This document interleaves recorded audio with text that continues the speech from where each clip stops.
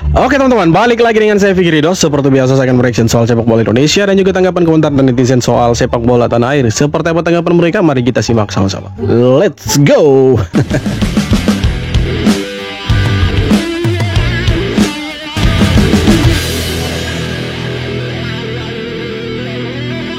Soal peluang Coach Shin yang gue tangkap nih dari obrolan berbagai sumber Hordal, sih kalau di voting menang, Coach Shin comeback.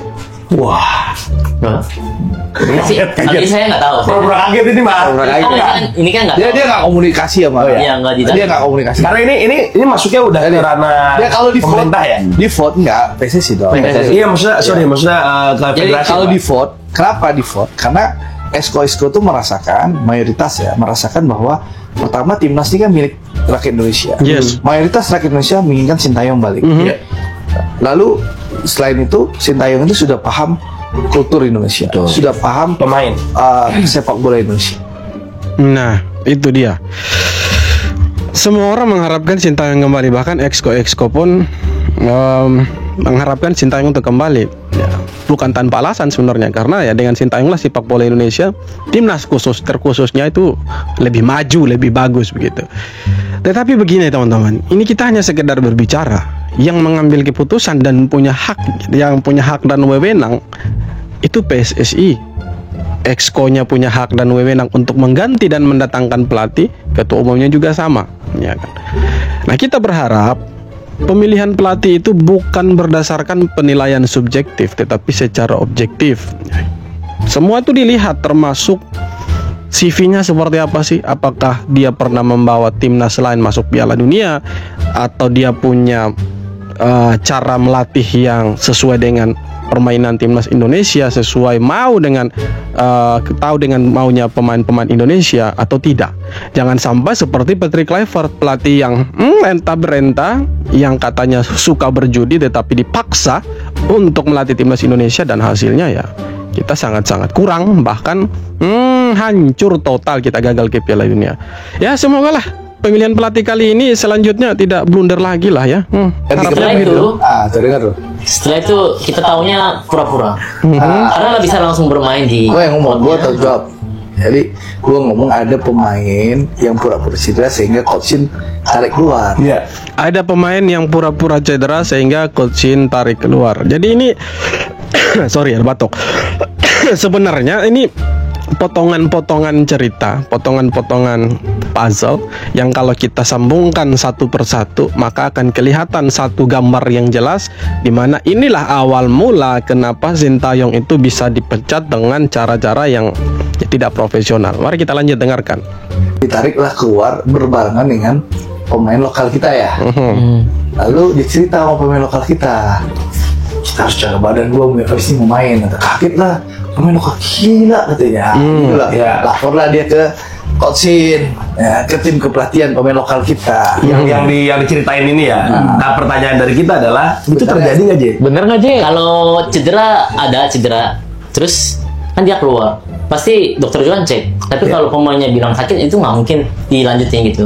Iya. Dan Coach Shin terakhir tanya lagi, kamu bisa main apa enggak? Nggak bisa. Udah, mau nggak mau kita keluar semua di ruang ganti. Tapi ada nggak omongan itu kan di setelah pemain itu, terdengar tuh. Setelah itu kita taunya pura-pura. Karena nggak bisa langsung bermain di klubnya juga. Oh berarti Kita taunya, nggak tahu itu fakta atau enggak, tapi kita taunya itu pura-pura.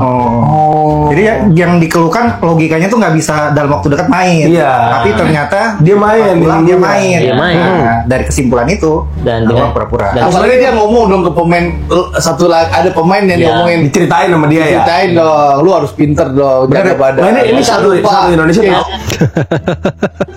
Ya kita tahu pemainnya siapa, dan kita sudahlah, itu sudah cerita lama, dan sudah ada juga lah kita punya video reaction, kita sebut namanya.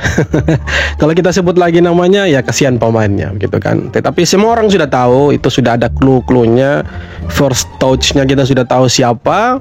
Nah, tapi yang pasti di sini kalau ada seperti ini di timnas, pemain-pemain seperti ini, menurut saya ini yang mengganjal sepak bola Indonesia yang membuat kita lajunya itu agak sedikit berkurang. Artinya kalau ada pemain-pemain seperti ini yang egonya tinggi kemudian lebih mementingkan klubnya, oke, wajar mementingkan klub karena klub yang gaji dan lain sebagainya, oke, betul.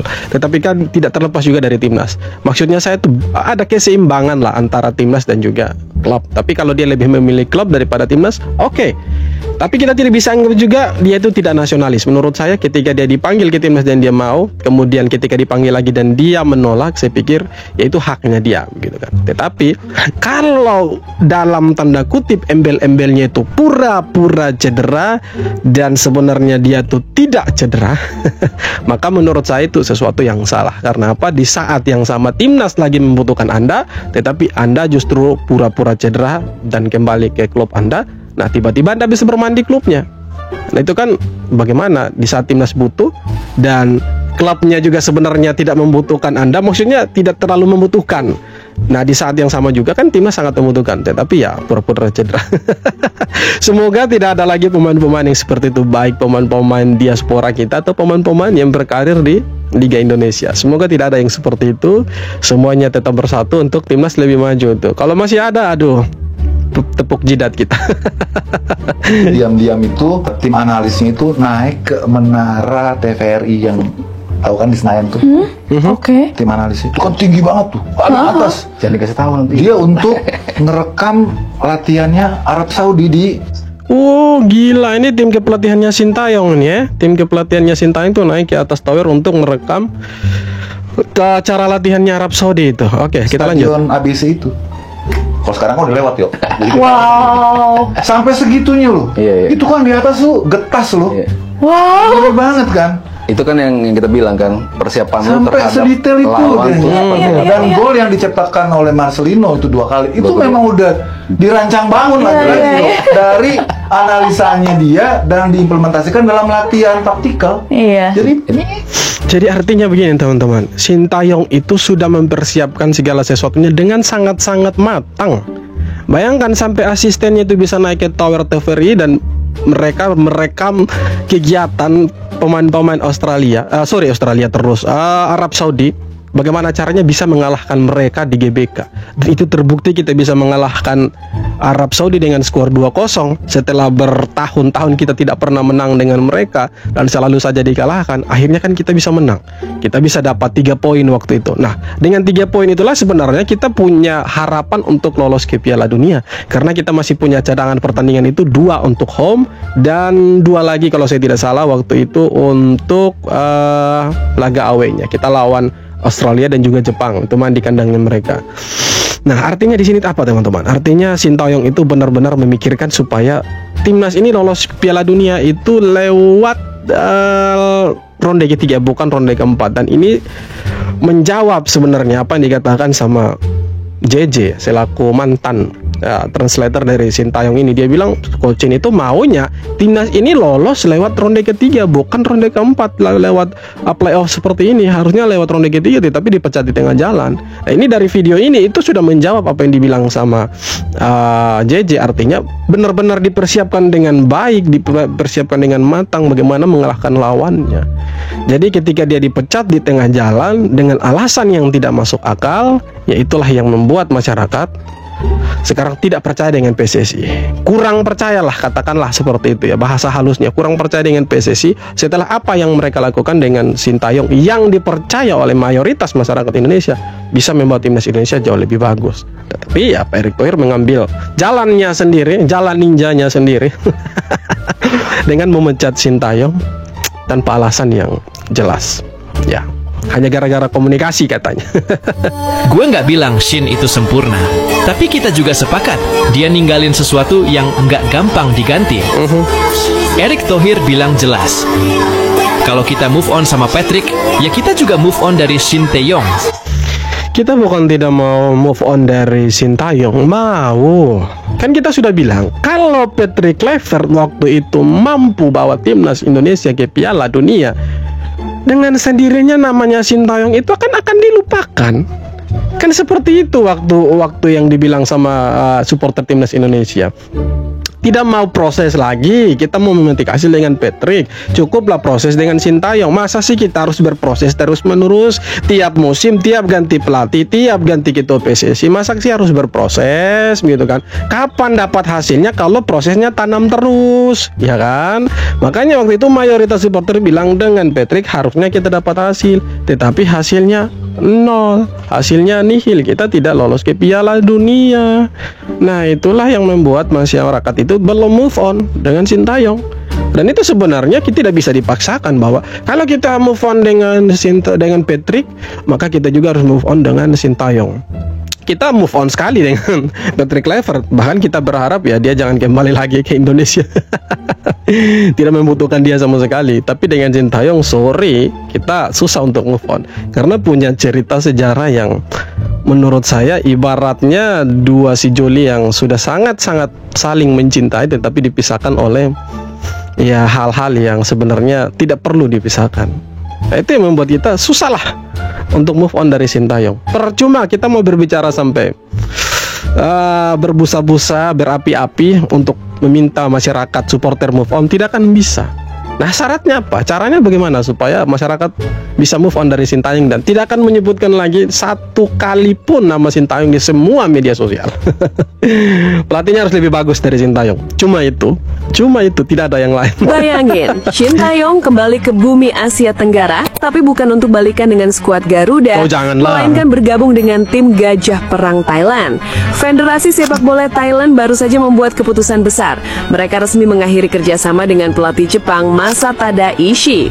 Ini menciptakan kekosongan kursi kepelatihan yang sangat krusial. Nah, mengejutkan, Wakil Presiden FAT Charwit Volkivin telah mengkonfirmasi bahwa nama Sintayong, mantan pelatih Timnas Indonesia, masuk dalam daftar kandidat utama. Ini adalah manuver transfer yang sangat dramatis. Mengapa? Di Indonesia, STY mencatat sejarah. Dia sukses membawa Timnas Indonesia lolos ke Piala Asia dan menembus babak 16 besar untuk pertama kalinya. Prestasi ini menunjukkan kemampuannya mengangkat tim underdog ke standar kontinental. Kini, Thailand melihat peluang tersebut. Dengan target yang lebih tinggi di Asia, FAT tampaknya yakin STY bisa membawa tim Gajah Perang ke level berikutnya. Tapi mereka sudah tunjuk pelatih baru, itu mereka punya Dirtek yang jadi pelatih menggantikan Masatada Ishii. Tapi kalau Sintayong, seandainya ini betul ya, Sintayong kembali ke Thailand, saya pikir aduh itu kita sangat-sangat kecewa sekali. Ya, itu artinya begini teman-teman. Mantan yang sangat disayangi itu memilih orang lain, tetapi orang lain itu teman dekat kita sendiri, sahabat kita sendiri. Aduh, itu rasanya seperti apa gitu. Susah dijelaskan dengan kata-kata gitu. Tetapi ya Sintayong harusnya ke Indonesia. Sangat-sangat membutuhkan Sintayong sebenarnya. Tapi ada pro dan kontra, tidak masalah. Ada yang setuju, ada yang tidak setuju. Ada yang tidak mau Sintayong kembali, ada yang mau Sintayong kembali. Itu hal yang biasa. Tetapi ya, come on man, suara mayoritas menginginkan Sintayong. Cuma itu. Jadi haruslah didengarkan itu suara mayoritas. Kalau mau ada embel-embel POL, ya ITIK-nya. Bikin terharu, wawancara terbaru Sintayong kepada media di Korea Selatan soal peluang kembali jadi pelatih Timnas Indonesia. Pihak Indonesia belum pernah ada telepon atau tawaran resmi sama sekali. Kalau ada tawaran, tentu saya akan pertimbangkan. Jujur saja, hati saya akan tetap condong ke Indonesia. Indonesia akan selalu jadi pilihan pertama saya, kata Sintayong. Ya, Sintayong sudah membuka peluang, punya niat yang sangat baik untuk kembali datang ke Indonesia. Apalagi dia masih punya golden visa ya. Jadi dia mau datang kapan saja itu bisa gitu kan. Dia punya hak yang istimewa waktu Pak Jokowi masih jadi presiden waktu itu, dikasih ke Sintayong. Nah, dari situ kita bisa lihat bahwa sebenarnya pemerintah juga melihat bahwa Sintayong ini luar biasa dengan prestasi-prestasinya kan. Itu sudah sebenarnya bisa menjawab keraguan dari beberapa orang yang tidak mau Sintayong kembali. Artinya pemerintah juga kan punya mata melihat waktu itu bahwa Sintayong ini punya prestasi, punya jasa untuk timnas Indonesia, makanya diberikanlah golden visa itu. Nah, kembali lagi Sintayong sudah punya niat untuk mau melatih timnas Indonesia, dan kalau ada tawaran dari Indonesia dan juga ada tawaran dari negara lain, maka dia akan lebih memilih timnas Indonesia sebagai pelabuhan utamanya untuk melatih tim nasional. Nah, sekarang apakah orang-orang di PSSI ini mau rendah hati, mau menurunkan sedikit egonya untuk menentangkan Sintayong, memulangkan kembali Sintayong, dan tidak memilih pelatih yang salah lagi begitu. Nah, kita berharap mereka sebenarnya tidak memilih pelatih yang salah begitu, karena ya kalau kita lihat dari berbagai aspek, ya yang paling cocok dengan timnas Indonesia sebenarnya Sintayong. Walaupun betul masih ada pelatih-pelatih lain yang lebih bagus dari Sintayong, tetapi belum tentu juga dia datang latih Indonesia jauh lebih bagus dari Sintayong. Kita kenapa meminta Sintayong? Karena kita punya cerita dan kita punya alasan yang pasti kenapa meminta Sintayong gitu kan. Nah, itu yang pertama. Yang kedua, jangan sampai pelatih yang datang itu tidak jauh lebih bagus daripada Sintayong. Itu yang kita tidak mau gitu. Nah, Sintayong sendiri sudah terbuka untuk kembali ke timnas. Pertanyaannya sekarang, Pak Erik, apakah Anda dan jajaran Anda bisa menurunkan sedikit egonya dan ayolah Coach Shin kembali ke Indonesia dan masyarakat menginginkan Anda untuk kembali. Saya udah nggak bisa ngapa-ngapain lagi. Ayolah kembali ke Indonesia. Saya minta maaf sudah memecat Coach Shin dengan cara yang kurang bagus. Saya berjanji tidak akan mengulanginya lagi, dan saya harap kita bisa memulai kerjasama dalam jangka waktu yang lumayan panjang dengan target-target ini nih, target yang akan saya kasih ke Coach Shin. Kalau mau terima silahkan, tidak juga silahkan, tetapi yang pasti dengan Coach Shin masyarakat Indonesia lebih senang, lebih meyakinkan masyarakat Indonesia, dan ya kembalilah ke Indonesia. Seandainya ada pembicaraan seperti itu, maka semua orang akan begini kayak Pak Erick Thohir, akan begini. Aplaus. Tetapi kalau Pak Erick Thohir lebih mementingkan egonya sendiri, tidak mau mendengarkan suara mayoritas, ya sorry to say, Pak Erick Thohir ya tetap tidak akan dipercaya. Itu aja.